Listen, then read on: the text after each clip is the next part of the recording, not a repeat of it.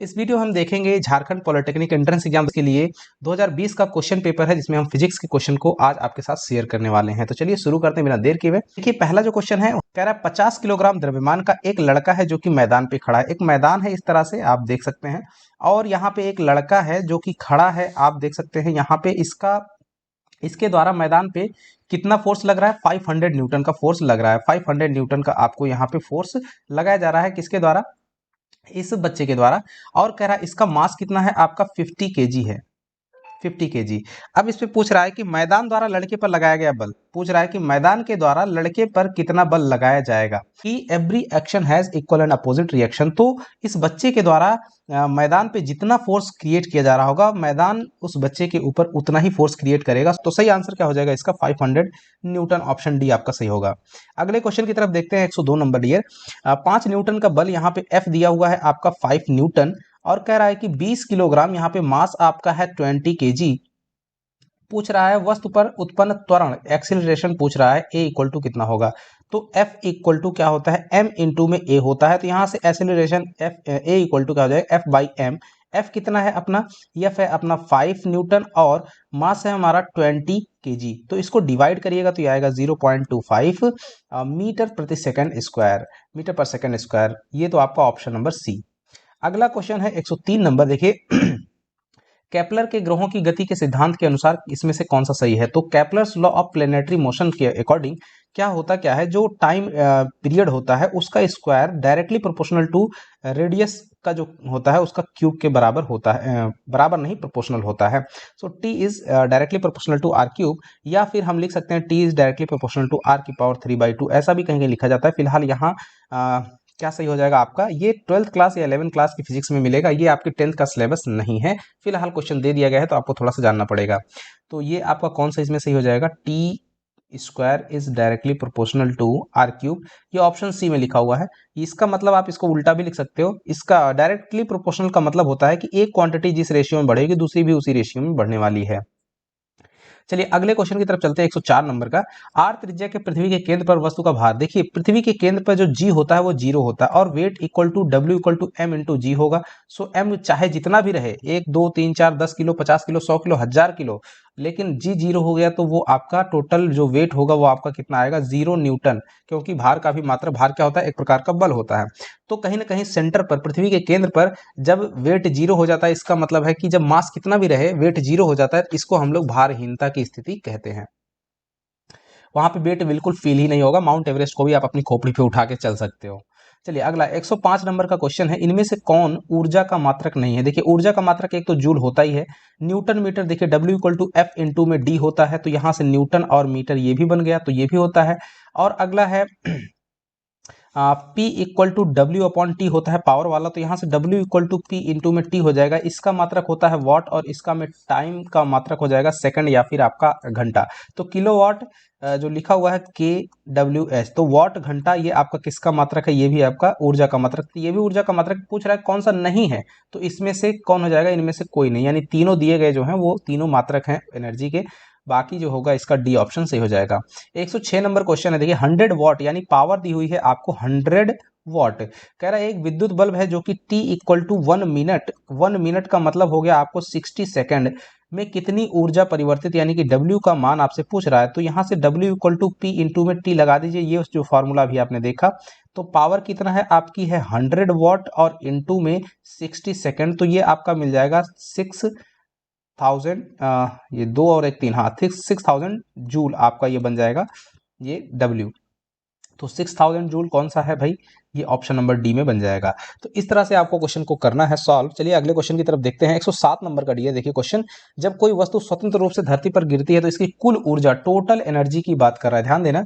अगर जो total energy होती है E इक्वल टू ये होती है काइनेटिक एनर्जी और प्लस का पोटेंशियल एनर्जी, राइट। यानी कि जो ऊर्जा होगी, कुल ऊर्जा है ना, ई टोटल, तो वो होता है पोटेंशियल, यानी गतिज ऊर्जा और स्थितिज ऊर्जाओं का योग जो होता है। अब देखिए मान लीजिए कि कोई चीज है जो कि यहाँ से ये जमीन पे गिर रही है, ये आपका जमीन हो गई, और ये किसी हाइट पर है, ये आपकी हाइट है h। तो यहाँ पर अगर हम बात करें तो जो इसकी पोटेंशियल एनर्जी है वो आपकी कितनी होगी, mgh। लेकिन काइनेटिक एनर्जी की बात अगर करें तो यहाँ पे 0। अब जब जमीन पे वो चीज पहुंच जाएगी तो mgh क्या हो जाएगा, ये जीरो हो जाएगा, यानी पोटेंशियल एनर्जी आपकी क्या बन जाएगी, जीरो, लेकिन काइनेटिक एनर्जी क्या बन जाएगी, 1/2 mv²। तो इस तरह से जब भी आप इन दोनों ऊर्जाओं को हर जगह पे, अगर मान लीजिए इस पॉइंट पे हर जगह पर जो टोटल एनर्जी ई होती है, इनका सम हमेशा क्या होता है, कांस्टेंट होता है, यानी फिक्स होता है, बदलता नहीं है। क्यों? इसी को ऊर्जा संरक्षण का नियम भी कहते हैं। तो so energy will be conserved. तो आपका क्या हो जाएगी, स्थिर रहती है, घटती बढ़ती नहीं है। Option number C total energy की बात कर रहा है। लेकिन अगर इसमें पर्टिकुलर किसी एक एनर्जी की बात करता, मान लीजिए काइनेटिक एनर्जी की बात करता, तो वो घट या बढ़ सकती थी। पोटेंशियल एनर्जी की बात करता तो वो भी घट या बढ़ सकती थी। जैसे जैसे नीचे आएगा, हाइट जो है कम होती जाएगी, तो आपकी पोटेंशियल एनर्जी भी कम होती जाएगी। लेकिन जैसे जैसे नीचे आएगा, वेलोसिटी बढ़ेगी, तो काइनेटिक एनर्जी क्या होगी, बढ़ेगी। अगर एक बढ़ेगी जिस रेशियो में, उसी रेशियो में दूसरी घटती है। राइट। तो जैसे मान लीजिए अगर पोटेंशियल एनर्जी कम हो रही है, तो ऑटोमेटिकली उसी अनुपात में काइनेटिक एनर्जी आपकी बढ़ेगी। जब दोनों को जोड़ेंगे हर पॉइंट पे, तो वो हमेशा टोटल एनर्जी ई हमेशा क्या होगी, फिक्स रहेगी, बदलती नहीं है, स्थिर रहती है। अगला क्वेश्चन है 108 नंबर, सोनार में हम लोग किसका यूज करते हैं? तो सोनार में अल्ट्रासोनिक वेव्स, जिसको अल्ट्रासोनिक यहाँ भी लिखा हुआ है, उसी का यूज होता है, अल्ट्रासोनिक वेव्स का। भूकंप के समय में किस तरह की ध्वनि उत्पन्न होती है? तो ये आपकी इंफ्रासाउंड्स जो 20 हर्ट्ज से जो हमारी ऑडिबल साउंड होती है, 20 हर्ट्ज से लेकर के 20 किलो हर्ट्ज, इससे जो लो वाली फ्रीक्वेंसीज की जो साउंड वेव्स होती हैं, वो आपकी होती हैं, भूकंप के समय में उत्पन्न होती हैं। अगला क्वेश्चन देखिए 110, कह रहा है इनमें से एक इंफ्रा साउंड को सुन सकता है, वो कौन सा? तो भाई कुत्ता भी नहीं सुन सकता, चमगादड़ भी नहीं सुन सकता, आदमी भी नहीं सुन सकता है। इसमें जो हाथी होता है, हाथी सुन सकता है, आपका दरियाई घोड़ा होता है, दरियाई घोड़ा, और आपका गैंडा जो होता है, ये 3 जीव ऐसे हैं, और एक आग हो सकता है और भी हो, फिलहाल ये वेल नोन है। इनके अंदर एक ऐसी क्षमता होती है जो इंफ्रा साउंड को सुन सकते हैं, यानी कि 20 हर्ट्ज से भी कम के साउंड्स को सुन सकते हैं। अगला क्वेश्चन है 110 नंबर, 20 डिग्री सेंटीग्रेड टेम्परेचर पर प्रतिध्वनि जो इको होता है, राइट, तो इको को सुनने के लिए व्यक्ति को कम से कम दूर कितना होना चाहिए? मान लीजिए यहाँ पे कोई साउंड है जो कि उत्पन्न हो रहा है इस तरह से यहाँ पे, और यहाँ ये दीवाल है, तो दीवाल से टकरा करके जो ये साउंड इधर गई, टकराई, और इसका रिफ्लेक्शन होकर जब वापस आता है, तो इसी को इको बोला जाता है।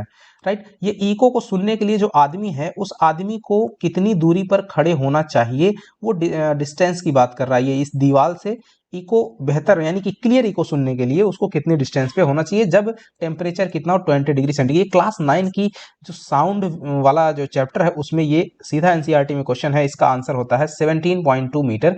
आपने पढ़ा भी होगा, तो ये आपका डिस्टेंस कितनी होनी चाहिए, 17.2 मीटर। राइट। चलते हैं अगले क्वेश्चन की तरफ। यहाँ पे देखिए 112 नंबर का क्वेश्चन है, जब निम्न ध्वनि को उच्च ध्वनि में परिवर्तित किया जाता है, तो हम लोग क्या बढ़ाते हैं? तो हम लोग उसका एम्पलीट्यूड जो होता है उसको बढ़ाते हैं। एम्पलीट्यूड बढ़ाने का मतलब, जो आयाम होता है उसको बढ़ाने का मतलब होता है कि उसकी जो एनर्जी है, किसकी, साउंड वेव की, वो भी उसके साथ में बढ़ती है। जब एनर्जी बढ़ेगी, जाहिर सी बात है कि ध्वनि क्या हो जाएगी, उच्च ध्वनि हो जाएगी, उच्च ध्वनि में बदल जाती है।